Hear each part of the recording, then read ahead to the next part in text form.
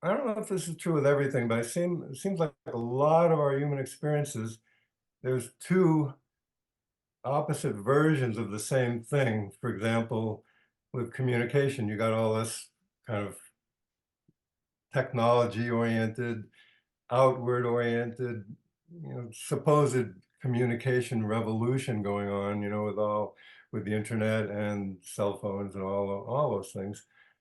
So we have this communication revolution going on the one hand, but at the same time, we don't know how to communicate, and our communication skills are terrible. And so, in a way, there hasn't been any communication revolution at all. Oh, It's all an illusion. It's like hype. It's hype and illusion and just a bunch of BS, basically. mhm. So what I'm getting at is that there's a kind of a fake or ersatz version of things, and then there's the real deal. There's the real thing. Like there's real communication, and then there's this fake communication that we're all caught up in. And And I find it kind of funny, I find it kind of sad. The dreams in which I'm dying are the best I've ever had. I find it hard to tell you, I find it hard to take. When people run in circles, it's a very, very mad world. Mad world.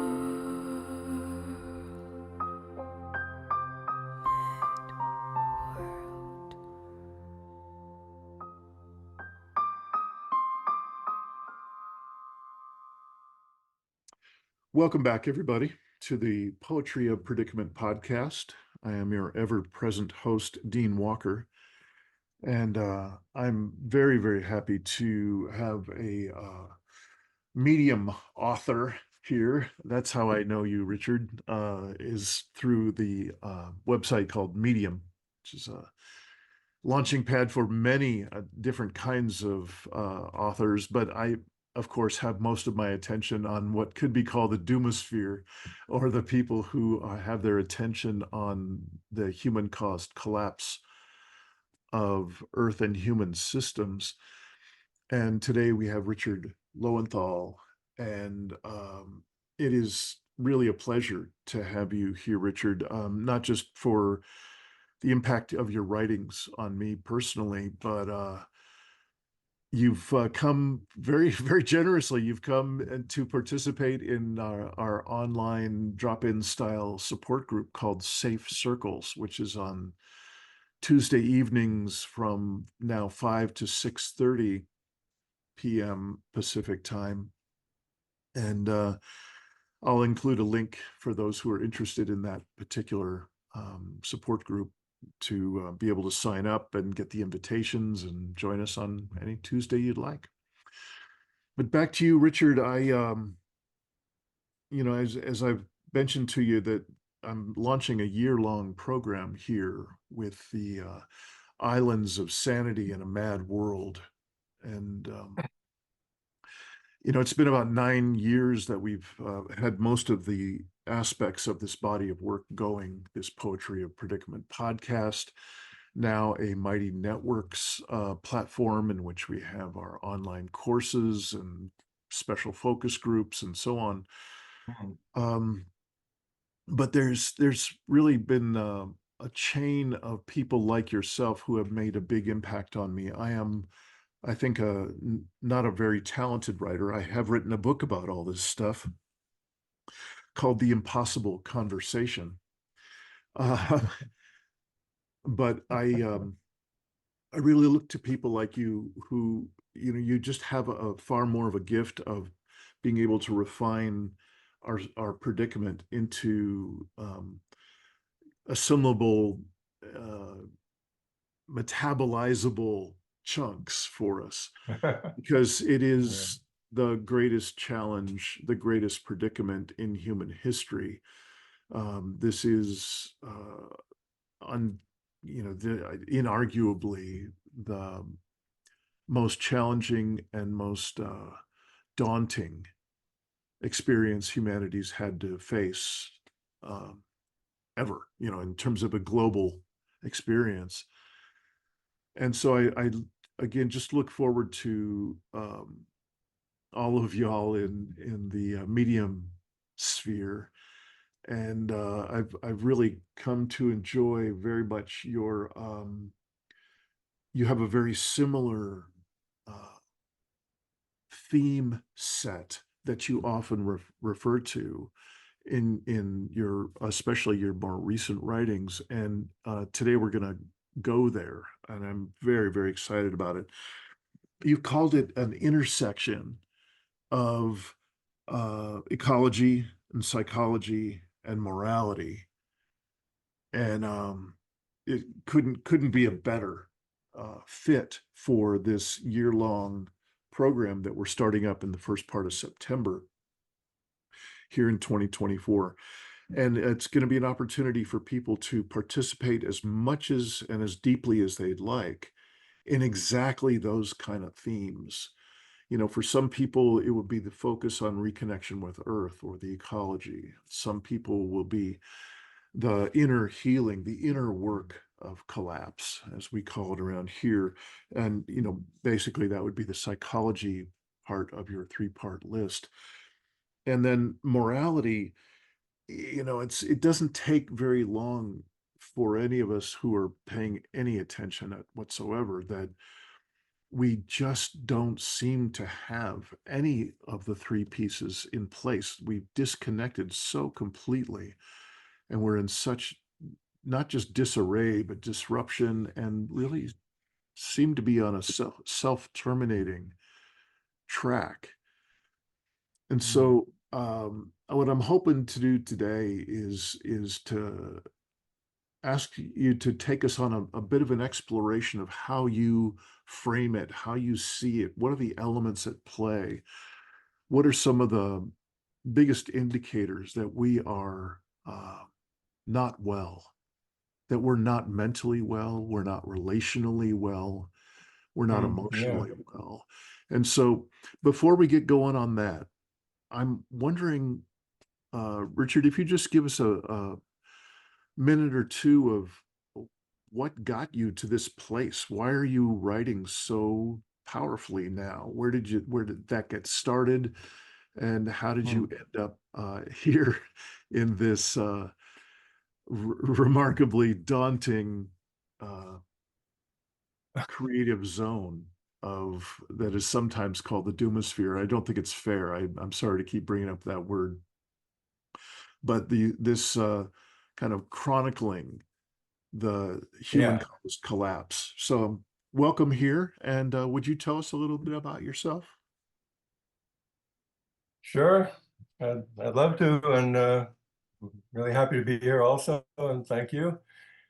And yeah, I'm going to go back to the 80s because I grew up being kind of a nature boy. I spent a lot of time out in the woods and really loved learning about nature and the environment and all of that. And then, of course, I got into environmentalism in the 70s, and then in the early 80s, I also studied counseling and became a counselor and therapist. So really, I've always been on these two tracks. I've always been either doing something related to ecology and the environment, or I've been doing something relating to counseling and psychology, and often trying to merge those two themes or those two paths, I guess.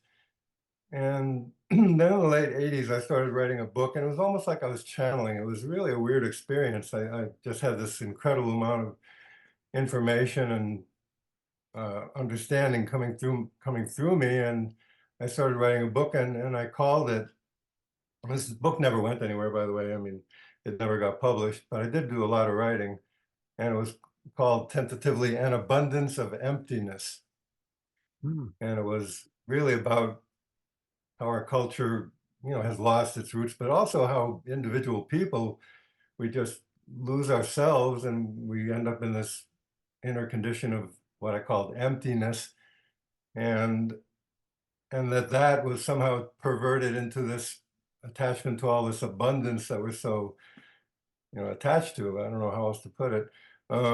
everything in this culture is about getting, and acquiring and getting richer and richer. And that's that abundance that we're always seeking. But of course, it's empty because inside we're sort of empty. Yes. So, that was the tentative title for that book anyway. So and I did a lot of work on that book over the years. And it actually became the basis for a lot of the writing that I'm doing now on Medium. I mean, I'm actually pulling chapters from that book and reworking them now sometimes, and they end up on Medium. But and a lot of my writing is also totally new. So there's a kind of a combination of the older stuff and the newer stuff. But I always tried to draw together these themes of ecology, psychology, and social development and morality. So Hmm. those are my main focuses, I guess. Yeah. In a number of your articles, you just have these, listicles, if you will. You have your particular themes that you're on for that article. For instance, why it seems so obvious to you that we are in collapse, and you'll give us 4 chunks of your Yeah. thinking and your perception. And I'm wondering if you would start us out with, kind of a recap of any of those chunks that that are really present for you now. For instance, when you're talking about, would I guess I would just ask you first, would you like to start with one of those intersectional items in particular, ecology or psychology or morality?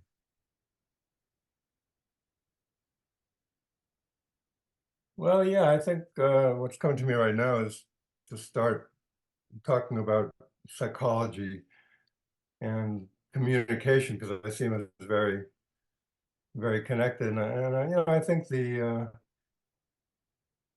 collapse of social connectedness has been really a traumatic event for human beings, especially. I think it's especially clear in the United States. It's like we just aren't connected the way we used to be in community, and people do not know how to relate to each other. I mean, it's pretty basic, but we don't know, and we don't know how to communicate. So, people are basically very isolated, and even if you have a lot of friends and social groups that you're part of, on some level, we're just not connecting with each other adequately, and of course, we're not connected within ourselves adequately. So it's like that's pretty bad. I mean, we're disconnected from ourselves, we're disconnected from other people, we're disconnected from nature, obviously, Mhm. and that leaves us feeling really isolated and empty. It's a terrible thing. It's very Yeah. painful. If I may just interject for a second here, I think I've mentioned to you that in part of the theme, the main overarching theme of this year-long program that we're offering here in Living Resilience is that it's time, it's desperately important now for us to tell the truth about what is the condition of our mental health, our relational health, our emotional health.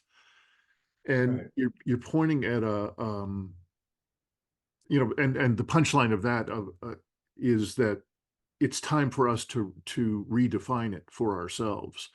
There are no experts that are going to give us a new dictate for this is what really is mental health right now. This is what we really need to be well. We're not going to get that from the government. We're not going to get that from corporations. We're not even going to get it from the mental health community at large. I think there's some little pockets where they're doing some good work, but I'm not holding my breath. Sure. Anybody's going to come along to save us and redefine it for us. But what you've Right. just mentioned, the irony of what you were just mentioning, I would just like to underscore it before we go on. That is, here we are at a time when ostensibly we are the most connected around the world instantaneously 24/7 Yeah. that we've ever been. It's like a dream or a nightmare come true that we are as more connected than we've ever been about with everyone all the time. And yet what you've just said is, I think, deeply, desperately true, that here we are in this hyper abundance of connection, Yep. And yet there is so much loneliness and so much separation, all the way to Yeah. polarization and aggression. So I just want to underscore that high contrast, really just mind blowing contrast between what's actually Hmm. going on and then what's going on inside of ourselves.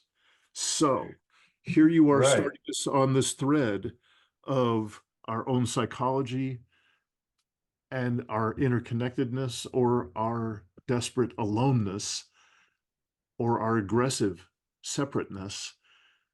Yeah. Where can you The way to take us put there? it. What are you seeing? Well, one thing I've noticed over the years, and it took me a long time to really refine this understanding and write about it. And I did a lot of writing about this in that book I mentioned. Um, I don't know if this is true with everything, but it seems like a lot of our human experiences, there's two opposite versions of the same thing. For example, with communication, you got all this kind of technology oriented, outward oriented, supposed communication revolution going on, with the internet and cell phones and all those things. So we have this communication revolution going on the one hand, but at the same time, we don't know how to communicate, and our communication skills are terrible. And so in a way, there hasn't been any communication revolution at all. Uh, It's all an illusion. It's like hype. It's hype and illusion and just a bunch of BS, basically. mhm. So what I'm getting at is that there's a kind of a fake or ersatz version of things, and then there's the real deal. There's the real thing. Like there's real communication, and then there's this fake communication that we're all caught up in, and all these fake modes of communication too. I mean, they're real in the sense that we use them, but they're not real communication most of the time. It's just advertising or nonsense or cat videos or, I mean, and I love some cat videos. I'm not going to say I don't. Yeah. But, to be caught up in that crap all the time is useless. It's ridiculous. It's like Mhm. a total waste of our time. And it's not communication. So then I've noticed this on many levels with many different aspects of human life. There's a real version and there's this fake version, and most of the time we're caught up in the fake versions. You know, you and I talked a little bit before we hit the record button here today, and I was letting you know that I was having a hard time stopping the stack of pieces from your articles that I wanted to include today. Yeah, It was getting a little bit outrageous. right. I would like to just mention one thread from a very powerful article, that I will include a link to. Um, and I'm sorry, you could perhaps help me remember the exact title. It doesn't matter. The gist of it was that we are a deeply, deeply ghost plagued Oh, country. you mean the US is a horribly haunted and dysfunctional nation, Yes, that one? yes. Yeah, And I right. just want to mention, I heard you when you were saying, "Boy, that's deep enough for its conversation on its own."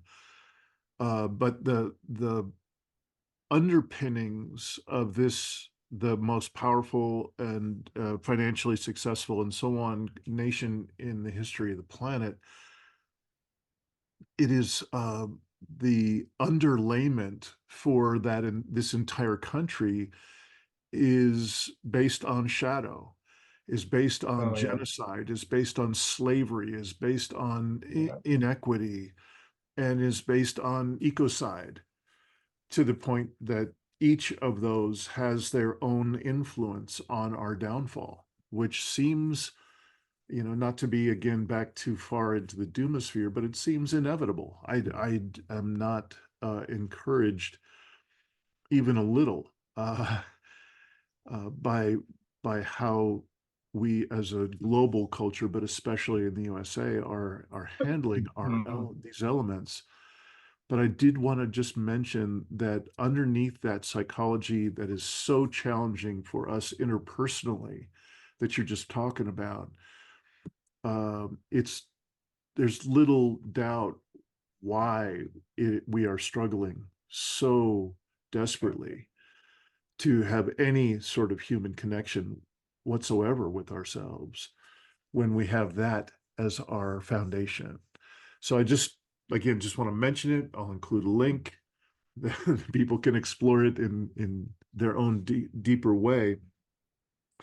What else would you say is active in terms of the troubles of our psychology, either on the more intimate or personal level or on the collective level? Are there other elements that really come to the fore for you?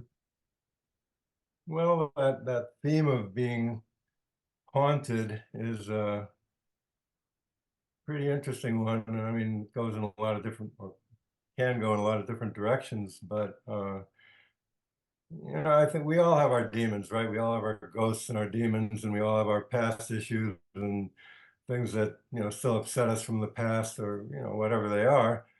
And hmm, yeah, so in a sense, we all have our ghosts. We're all haunted, but when you combine all that and you combine it with a nation that's haunted by all these horrors that we inflicted on other human beings, and the horrors we're inflicting on the planet and things like that, it's like we're all carrying around this big mass of horrendous junk. I mean, this big, massive, horrendous psychic crap. I don't know what else to call it. It's like this Yeah. weight. It's like this. It's just this ugly, massive crap that's always there in the background, in the back of our minds, or in the back of our souls, in the back of our hearts, Yeah. and somehow, somehow we have to heal that within ourselves, because it's really a horrendous weight to carry around, and it's a horrendous thing that constantly influences us. And Right. I mean, I'll just give an example. I mean, we're all so programmed in this country to think that this is like the land of the free, and this is the greatest country on earth, and like all these platitudes, and they're really drilled into us endlessly in this culture, and none of it is true. I Hmm. mean, I haven't been all around the world, but I've been to a lot of different countries, and I can say for sure this is not the greatest country in the world. And it is not the land of the free. There's a Mhm. lot of people here who are not free, and it seems like we're becoming less free all the time. Right. So, but somehow all these platitudes exist in our minds, and they influence us, and breaking free of all that nonsense is part of the awakening process, I would say, because if we're caught up in blind patriotism, or blind allegiance to the United States, or blind allegiance to our consumer culture, for instance, then we're trapped. We're just stuck, and we're trapped. Yeah. The word that comes to mind when you're describing these elements is metabolizing. That Mm. as a national culture, we seem to have no desire whatsoever to be introspective, to be self-assessing at any time. We're moving Right. forward. We don't give a hoot about what's gone on in the past. And what that leaves is this residue, this incredibly thick and sludgy and Yeah. impenetrable residue of unmetabolized elements that Yeah. make up that past that I was just describing from your article, the genocide, the slavery, and so on. There is to have that intensity and that thickness of a residue of unmetabolized core human experience, to not have a way to nationally grieve. And then after some amount of grieving, to be able to come to reconciliation. How do you reconcile when you've decimated indigenous cultures in every part of Americas, South America, Central America, North America, we came in and just decimated culture after culture, and we are still dominating them and Yeah. really smashing their spirit um, to this day. So Oh, I I know. just, And the Spanish did it even worse than we did. I mean, yeah, when they were the conquistadors and, right, in Central and South America, and even in Western United States, yeah, they did horrible things. yes, yes. So that that word, I think, is just one we could add to the lexicon for today and from here out, is this idea of perhaps one part of mental health, emotional health, psychological health, relational health in these times would be a discernment of how are we doing in terms of our ability to metabolize core essential feelings or essential elements that are immensely impactful, and then for us to oppress that, to suppress that in our own systems and not bring it up in our families, not bring it up in our neighborhoods, in our nations, in our states. um, that might have a little bit to do with the out of control, self terminating culture we seem to be in. um, Yeah, I just want to mention in terms of something you said reminded me of this. I don't recall what it was right now, but when I think about the last 4 years in this country, I mean, I'm going back to the pandemic in my mind now, and it's really astounding. I've written a bunch about this too. I mean, to me, it's absolutely astounding that the United States, a supposedly advanced nation with supposedly advanced medical care and all that, our response to the pandemic was so off the wall. I mean, we did a few good things, like we developed some good vaccines that actually seemed to work pretty well. But mostly, people just went into reactive mode, people went into denial.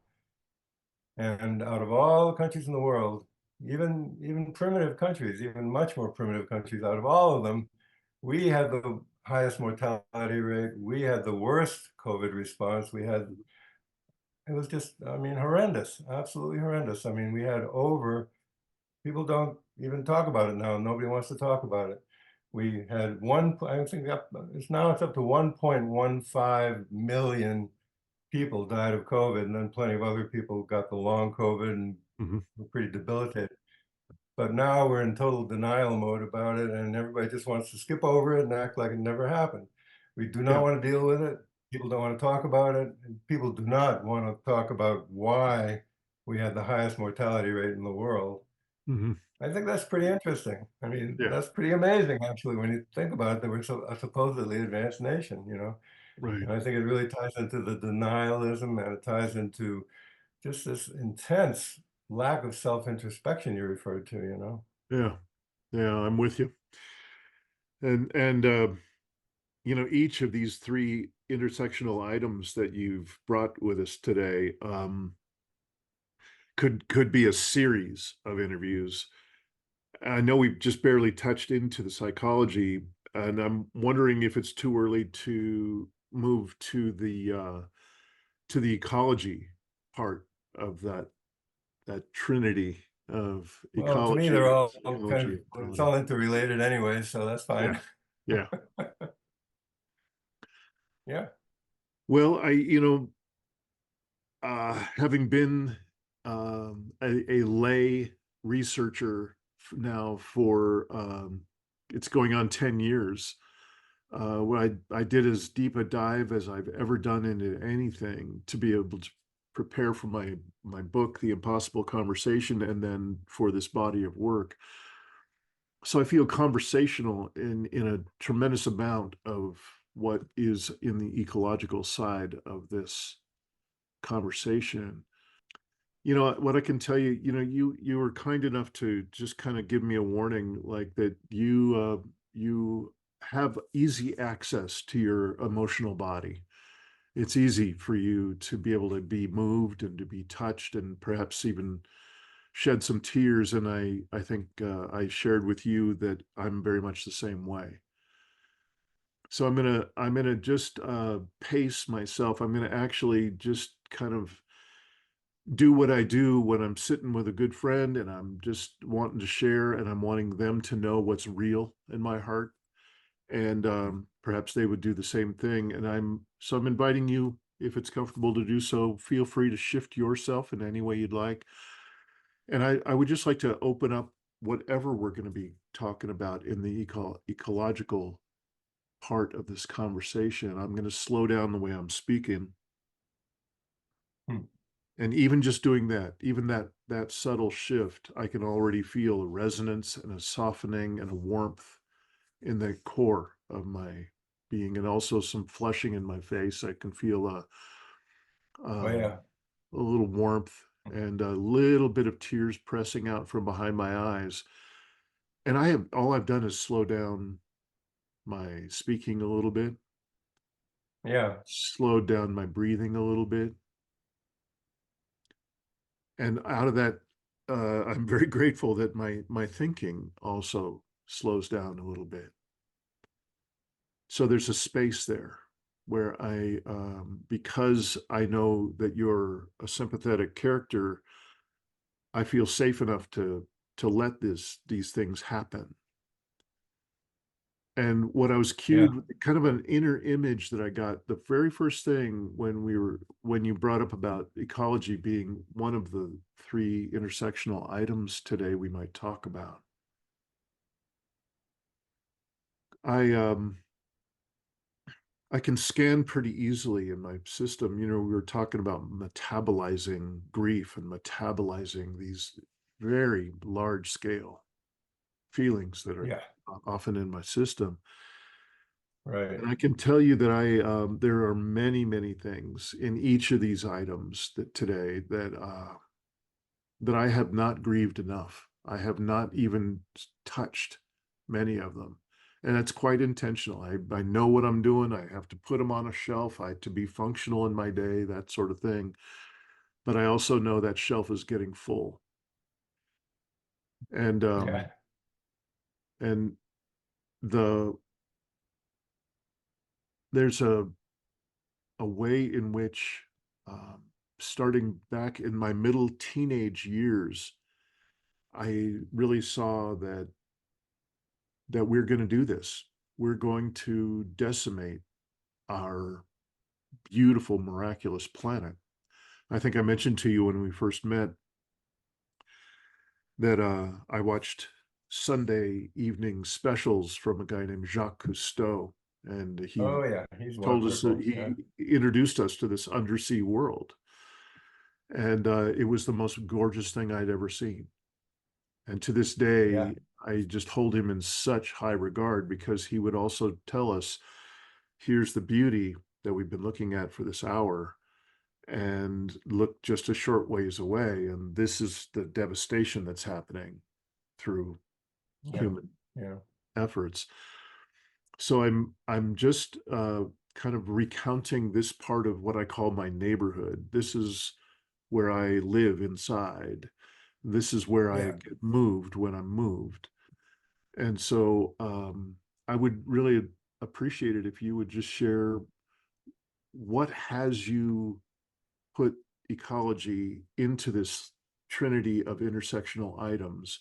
What are the things that really show up when you think of how is it that we are impacting the ecology of our world? And so Right. if you would show us around your neighborhood a little bit, what is it you care about in that realm? Yeah. That's good. That's good. Um, just want to say first that I really appreciate your openness. Not too many people are willing to go where you go with talking about your inner world and your emotions and just dealing with your own internal reality. And Mhm. I like that. I appreciate that about you. So thank you. Okay, thank you. And yeah, uh, what's coming to me is I want to go back again to when I was writing that book in the late 80s and early 90s. And one of the things I wrote about, and it really became clear to me at that time, and I already knew it, but it sort of crystallized more than when I was writing it, I guess. And that is that this consumer culture, like the whole idea of this acquisitive culture and this, capitalism, the acquisitive culture, and the whole consumer culture we've developed, it became clear to me that this was like ultimately destructive. I mean, that there was no way that we were going to be able to keep going with that. But the key realization that I had that really freaked me out and got me, I guess, started on the path towards a awareness of collapse is that it wasn't just us. It's like even, in the 80s and 90s, other cultures around the world were starting to get into this consumer culture thing. They were starting to get into the more capitalistic consumerism, and China, Mhm. India, Mhm. countries all around the world that were so-called undeveloped countries were developing. And as they were developing, the consumer ethos or the consumer mindset started taking over there too. So then I realized, okay, well, if we're already engaged in this super destructive consumerism and it's spreading around the world, and other cultures, other nations, other peoples all over the world are following in our footsteps and doing the exact same mindless, idiotic stuff, we are we are screwed. Mhm. I mean, I hate to be that blunt, but it's like we are just going to be totally screwed, and the planet is going to be totally screwed. There's no way that this is sustainable. It's just not. And the more it spreads around the world, the less sustainable it is. And nobody wants to talk about that. I mean, everybody's about, oh, we're growing the economy, growth, growth, growth. No, it does not work that way. I mean, we're in a limited, finite system, and we're in overshoot, as that book talks about. Mhm. And it became real clear to me. And ever since then, I mean, it's like I know that. It's like I know it in my bones. It's so obvious. Yeah. Yeah. And that's a really hard thing to deal with. It's like knowing that we're spreading this. It's like you could call consumerism overshoot consciousness. I don't know what to call Mhm. it, but it's a bizarre kind of consciousness. I mean, and it's spreading all over the world. I mean, everybody wants in on consumerism. Yeah. It's dangerous. Yeah.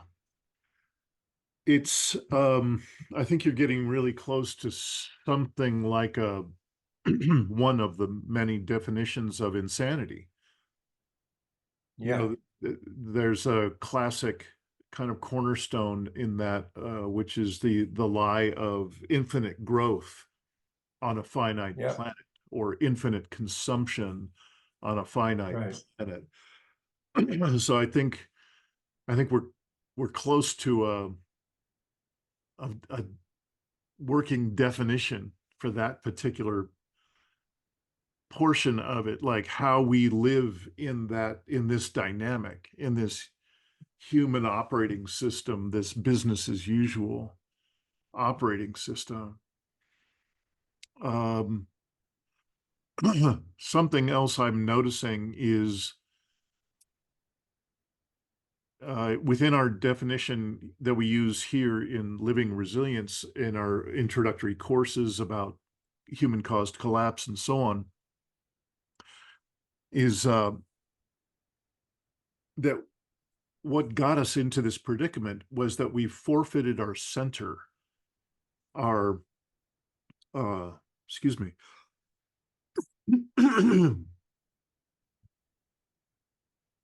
we forfeited our individual and our collective center, the place where Mm. we would go to be able to see what is true right now in this situation.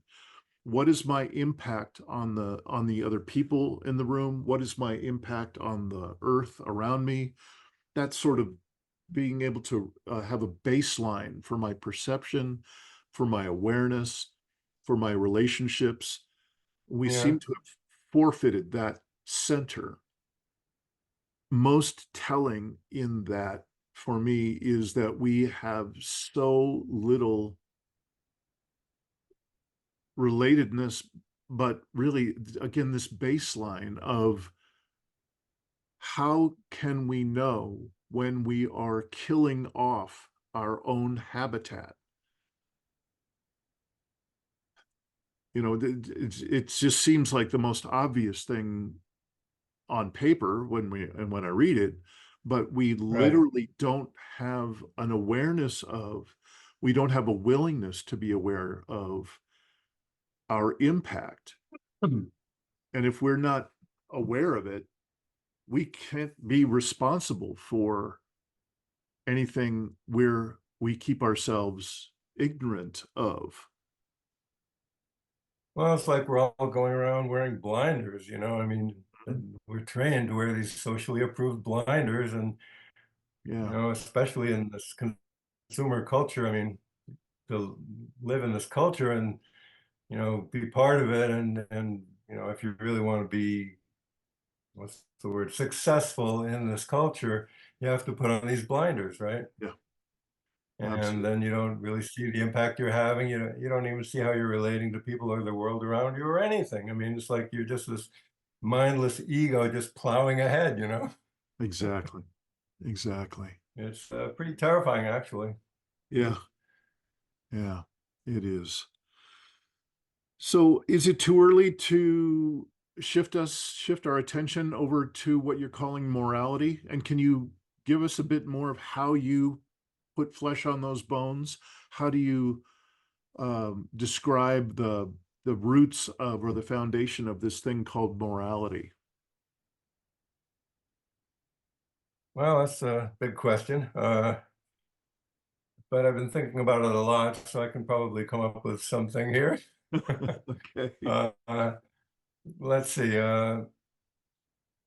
Well, you know, a lot of people associate morality and religion, and historically there has been a big association between morality and religion. But for me, I put it, I connected more with spirituality, and I have a big differentiation in my own mind between religion and spirituality because religion is, you know, always organized, it's Yeah. political, it attempts to influence and control people in all these different ways, and spirituality to me is something totally different. I mean, um, spirituality is a sort of genuine inner search and inner connection with God or with the universe or all that is or what consciousness, whatever you want to call it. And there's lots of ways to approach that. But let's see. Oh, morality. I would go back to Christ's teachings, and I'm not a Christian, but I have to say, I've always felt a connection with Christ and his teachings. I'm Jewish. I mean, I was brought up Jewish, but I'm not a practicing Jew. I'm not a Christian either. But I do connect Christ's teachings with what I would call the most fundamental morality, and that is do unto others what you would have others do unto you, Mhm. or treat others as you wish to be treated. That's so basic and it's so simple, and yet it's so hard to do, and we're not very good at it, you know. Yeah. So, you know, I mean, you could base a whole spiritual life and spiritual teaching on that one sentence or that one saying. And I think that's really the basis of a valid morality or a meaningful Mhm. morality. So, you know, just touching on something we were talking about earlier, like all the ways we've like, well, with genocide and with slavery and all the ways we attack and try to conquer nature and vanquish this earth and crazy stuff. Yeah. But, you know, all those things are, I would call them barbaric. They're not, I mean, they're part of our civilization, but they're not civilized. I mean, our civilization is based on many, many barbaric practices and barbaric beliefs and also barbaric morality, unfortunately. And uh, it's kind of depressing. So, I mean, it's very dark, really. I mean, when you look at Mhm. our morality and what we do with it and how we use our supposed morality to justify all kinds of horrors and abominations and all kinds of terrible things we're doing to other people on the earth. and somehow we end up justifying them all with morality. That's what I would call that bogus morality, that fake morality, you know. But I Yep. think there's a real morality also. There's a real inner sense of caring and compassion for the earth and compassion for other people and wanting to cooperate, actually cooperate. I mean, that's a kind of foreign concept in this culture, but Yeah. really cooperate and, you know, work with other people and join with other people in many different ways. That's all part of morality, I would say. Yeah. Yeah. I'm with you. I, hmm. Back in that state that I was talking about before of just slowing myself down. You know, I don't know how to offer up the kind of support and resources and practices that I've been offering in this body of work for going on 10 years now. I don't know how to get it more basic to address the kind of issues that you and I are talking about today, and especially this part about morality, because it is morality is such a personal creation and emergence in a person's body and a person's life and relationships and so on. And you know, all I've been able to come up with is to offer what has worked for me in this, which is not answers. I have no more answers. In fact, I have far more questions now than when I started really deep diving into this work more than 10 years ago now. But what has worked for me in times when I literally don't know where else to look is how can I reclaim some of this center, some of this sense of Yeah, an inner home? You know, like where right, would I right. go when I think in terms of, you know, a very good friend asks me, how am I doing? I'm not just going to give a surface answer. I'm going to go in and I'm going to check it out and I'm going to come out with an offering. You know, this is how I'm Right. actually doing. My heart is breaking for the genocide that's now going on over in Israel and Palestine. Yeah, My heart is breaking for the 150 to 200 species that will go extinct today because of human efforts. oh yeah, You get the idea. So that to cultivate, to curate, to empower others to be able to find their center and then build out the capacity of that center seems to be as close to a universally useful thing we might do together. Your practices and the resources that are important to you will be unique to you. Mine will be yeah, unique to me. And what I've found after working with really thousands of people at this point is that one of the few hopeful things for me is not about hoping that any part of this system will continue or will be somehow be sustainable or we'll be able to do any part of this for any period of time. right. We won't. It's gonna stop. But the hope for me is that we can still sit in circle together. You can bring what matters most to you. I bring what matters most to me. And we know that we are committed to expanding our capacities individually. We're committed to expanding our capacity to be present in the face of larger and larger stressors. That includes, for me, to be able to expand my experience of center, to Yeah, be able to know how am I triggered in the world. So if I'm going to go out into the world, what's going to keep me from just being this random triggered machine where somebody says something about MAGA or where's a red Right. hat or whatever the triggery item Oh yeah, is. I know. Yeah, yeah. How will I be able to expand my capacity to be present in the face of larger and larger stressors or triggers? So these basic elements seem to be useful as a set of practices that, again, we can do together if we're lucky enough to have other people, kindred spirits that we can sit in circle with. Oh man, heaven.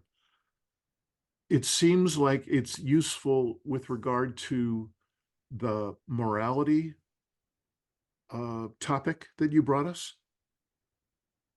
Like we can sit in circle together and we can explore without being aggressive with one another, polarized from one another. We can explore what is it to truly be radically responsible for our experience with regard to the generation of this backdrop of morality that has been shredded. It seems Right. like similarly, there are many practices and resources that I'm very familiar with now because this has been decades that I've had these practices in place. So I'm encouraged whenever we get new folks here in Living Resilience, taking the courses and so on, finding for themselves what are the psychological elements, what are the relational elements, what are the emotional elements that we can expand our capacities to be together in a good way. So I just Uh-huh. kind of wanted to bring in that reclaiming center, both individually and collectively, as one way we can bring some goodness, bring some reconnection, bring some clarity of intent where each of those things has been so corroded in our culture. I'm wondering if any of those things spark you to share anything, or if you've also come on to your own elements that you'd like to add to the list of how do you deploy your attention? What do you focus on in terms of your relationships with other people? When you're looking out into the community, how can you contribute to the community? Perhaps that's in the quality of your writing. Are there any sort of inner resources that you could share with us that you rely on to stay kind of aligned and clear and centered when you can? Yeah, that's a good question, especially because, a lot of people say, oh, you got to meditate and you got to have the quiet time and all that. And I think that's true up to a point. But I'm not a big meditator. I've never been a big meditator. I have trouble with it. It's not an easy thing for me to do. Yeah. Yet, in some way, I do focus internally and I do find ways to get quiet time and time out in nature also. That's real important for me. Mhm. I mean, real, a good chunk of time out in nature. And that helps me a lot. But I wanted to mention, in terms of that moral principle I brought up, which is just that teaching of do unto others as you would have them do unto you, that applies to the natural world too. It's not just people. I mean, it's animals, it's people, it's everything. I mean, treat everything the way you want to be treated. Be kind, be respectful, be gracious, be loving towards everything. I mean, it's not just people. It really is everything. I Yeah. mean, that is a revolution in consciousness right there. Yeah. But most of us aren't there most of the time, and yet it's possible to get there. I mean, I've experienced it. I mean, I don't experience it all the time by any means, but I've certainly felt that sense of intimate connectedness with everything, and it's an amazing experience. I mean, it's absolutely wonderful. Hmm. I mean, why wouldn't anybody want that and want more of it, and yet most people don't seem to care. It blows my mind. Yeah. So in terms of your question about what I do internally for myself, um, I make sure to get some quiet time each day, and some of it's more meditative, and often it's just getting out in nature or just Mhm. sitting down for a while and reading a good book or whatever. And I've had to really limit my internet exposure too, because I can get really caught up in all the news and all the back and forth, and all the antagonism and hostility and Yeah. all that crap that's flying in the United States in particular right now, and that's not that good for me. It's getting too caught up in that stuff is just very you just get it's an ugly place. I mean, it just gets you into an ugly, stressful, and kind of anxious place. And even my partner Darlene, she'll say, have you been spending too much time on the internet today? If I'm all worked up and I get Yeah. angry about this issue or that issue, it's like maybe you need to take a step back. So that, these days I think that's important. It's like on the one hand, sure, it's important to keep up with what's going on and be aware of all these current events and stuff, but not to be immersed in it all the time. I mean, it's just way too much. It's like information overload, hostility overload, anxiety overload. It's like, Yeah. no, Yeah. can't do that. So I really have to consciously pull back from that, because it's easy to get caught up in it. I mean, we all know these days it's so easy to get stuck in social media. Like the algorithms are designed to pull you in and suck you in and make you addicted. Basically, it's like, but we have to break the addiction. It's not healthy. Yeah. So that's one thing, and really connecting with other people. I mean, I sat in on that group the other night, with you Mhm. guys. I also participate in some ongoing groups I have a little men's group here in Texas, very small, and we meet every other week and talk for an hour. And I Mhm. talk with these guys I grew up with in Massachusetts. We all somehow reconnected a few years ago. I guess it was during the pandemic.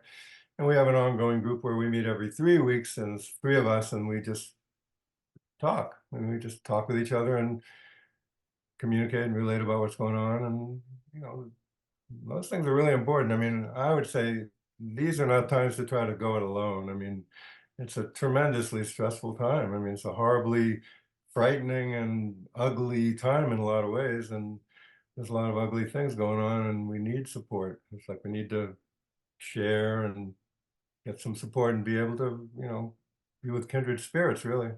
Yeah. Richard, you may have, excuse me, you may have just answered this, but I'm curious if this is a mix of a number of questions that I like to ask at the end of these interviews. I'm curious if you have any words to share with young people regarding relationship in these times.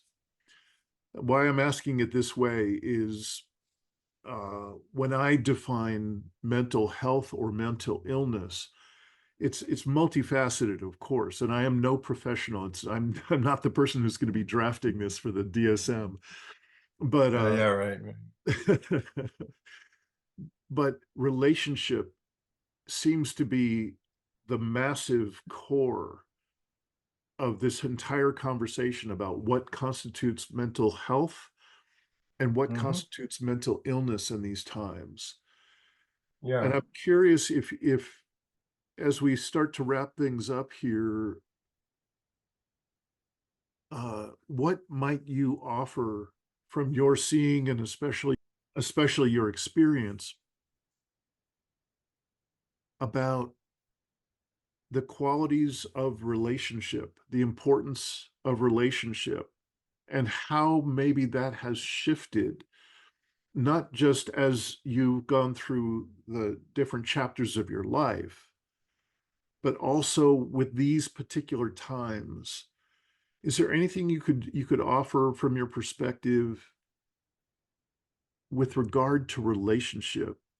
How can a young person Yeah, at these times perhaps adjust or shift their focus or shift their emphasis in some way about the quality of relationship? Does that spark you to share anything? sure. Oh yeah. Well, in a way, relationship is everything. I mean, Mm. everything we're talking about is relationship on one level or another. I mean, relationship to ourselves or relationship to nature or other people or even God or the Great Spirit. I like the term Great Spirit better, really. But yeah, relationship is really difficult. I mean, with people I'm talking about. Relationship is challenging. I mean, that's one thing to just know right off the bat. It's not always a bed of roses. It's not easy. And part of it's because we're not trained to communicate very well. So, we hold stuff in, we don't share honestly, we don't know how to share honestly, and there's lots of barriers, but I guess the positive thing is I've learned it's possible to break through those barriers, or it's possible to dismantle those barriers or whatever. And it's really worthwhile. I mean, really good, heart to heart communication and good, open, honest communication is a big part of relationship. And it's also very healing. And it's also very positive. It feels good. Mm. I mean, when you really communicate with somebody, there's a whole energy thing that happens. There's this energetic flow and it feels really good. And most people never experience it. That's what's amazing. I mean, Yeah, growing up in this culture, we're not trained to communicate well, where we don't learn to communicate well, we don't learn to relate well. So it's something we have to do for ourselves. I mean, we have to learn how to do it. We have to learn how to communicate and how to relate better and how to relate more right. honestly and openly. And it's worth it because it's a beautiful experience, but you gotta be willing to be vulnerable and you gotta learn and accept your own ignorance for one thing and be willing to learn new ways of communicating and relating. It's really quite possible, and there's a ton of different methods out there. I mentioned to you earlier that nonviolent communication method. That's a good one. I mean, and it's hard Absolutely. to practice. I'll be the first to say it's not easy, but nonviolent communication is a beautiful philosophy. It's a beautiful tool, really. Yeah. And yeah, so I think young people have a lot of barriers. And oh, one other thing I'd say about that is if you're always on your smartphone and your face is buried in your smartphone half the time, and you're also not answering phone calls and stuff, but do everything through texting, that is not good. That is a way of separating yourself from other people. Mhm. People don't want to answer their phone anymore. They don't want to talk on the phone. I see that as a way of avoiding intimacy or a way of avoiding the immediacy of contact, because when you're texting, it's safe, you get to send what you want and there's no immediate response. You don't have to deal with a person, you don't have to deal with a real being, you know. I would say stop texting so much, start talking more, and actually use your phone for talking. And that's more relational. I would say it's more relational and more Yeah. real in some way.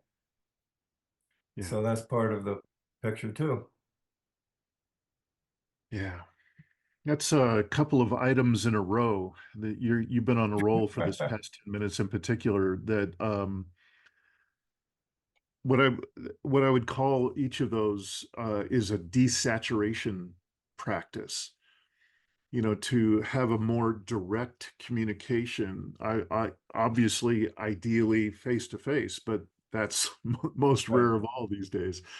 But to look at Yep. what's the difference between texting and even a phone call, even a phone connection is an immediacy of exchange of voices and so on. Right.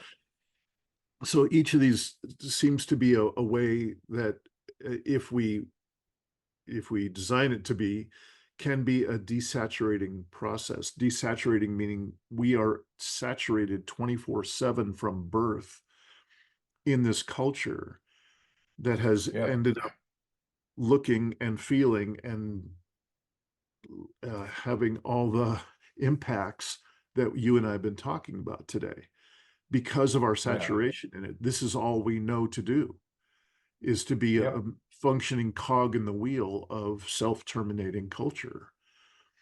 And Yeah. so to desaturate, it really takes work. That's just, Oh it's not yeah. something that just accidentally happens. You know, we really got to intend it. So I'm really appreciate your suggestions and your sharing. And Richard, with your permission, I'm going to ask you to be coming back from time to time in this series. I'm not only for other interviews with you solo, but also to be a part Yeah. of, if you're willing, a part of panel discussions that we're going to have from time to time with a specific focus. Any of the three items that we've been mostly focusing on today would be a panel discussion all on its own. You know, there's True. For plenty of sure. material. Oh yeah. Yeah. And you know, I That's just fine with me. appreciate, yeah, go ahead, please. Oh, I was just saying that's fine with me. That sounds good. Yeah. Okay, great, great. I know that each of you who is an author on Medium have your own lives, your own style, your own personalities, your own experience and wisdom, and I get that. But it has been so delightful to connect with you, to get to know you, and really, really appreciate you coming to be a part of these initial first handful of interviews for this year-long series. Uh, there's a authenticity and there's a heartfulness that you bring that I don't want to get my hopes too far up, but you know, if you've put the bar pretty high for just again that authenticity and that heartfulness that Mm. I believe is one of the missing elements. No matter what a person sees out ahead, if they're full-blown doomer, that it's within a couple of years we're all going to be effed and so on, or if it's out 100 years and everything's Right. sustainable and fine, there's this softening of our hearts. There's this intention to reach out and connect, reconnect with others and reconnect with the earth, reconnect with Yeah. our own sense of soul, and of course, reaching in to reconnect with our deeper selves. And it really feels like you are well on that track. And so it's just been a real pleasure to have you and that particular quality of presence here, especially because you don't pull any punches in your writing. You know, you're not candy coating anything in your writing. Yeah. And I very much appreciate that, but that does not mean that you are have a hard or resigned edge to you. There's Right. still a very, very human touch to you. So thank you for your writing, and thank you for this first of what hopefully will be many conversations. Is there I anything hope you'd so like too. to? Is there Well, anything? I just want to. Yeah. There's one little thing I want to add, and that is, Yeah, please. yeah. I mean, you were talking about, um, well, I don't know what term to use. Our own growth, our own consciousness, and how we're relating to the world around us, and it just struck me that, yeah, I mean, whether you're a doomer or not, or how no matter how you see the future, I mean, the kind of ironic part of all this is that I think we'd want to be on the same path no matter what. I mean, we'd Exactly. want to be on the path of growth. We'd want to be on the path of evolution. We'd want to be on the path of greater consciousness and better communication and being more loving and being more respectful to our environment. I mean, those are all things we want anyway. That's the funny thing. I mean, it's like, why not do those things? That's what we want anyway, you Yeah. know? Yeah. I Absolutely. mean, we all want that in our hearts, I think. I'm with you. Couldn't agree more. Yeah, Richard and Lowenthal, so thank you. Thank you so much you're very for welcome. coming to speak with me, and I look forward to whatever the next time is going to be. And if you'll stick around after I turn off the recorder here, that'd be great. Sure, absolutely. And I'm in for all this. I'm up for it. All right. Thank you.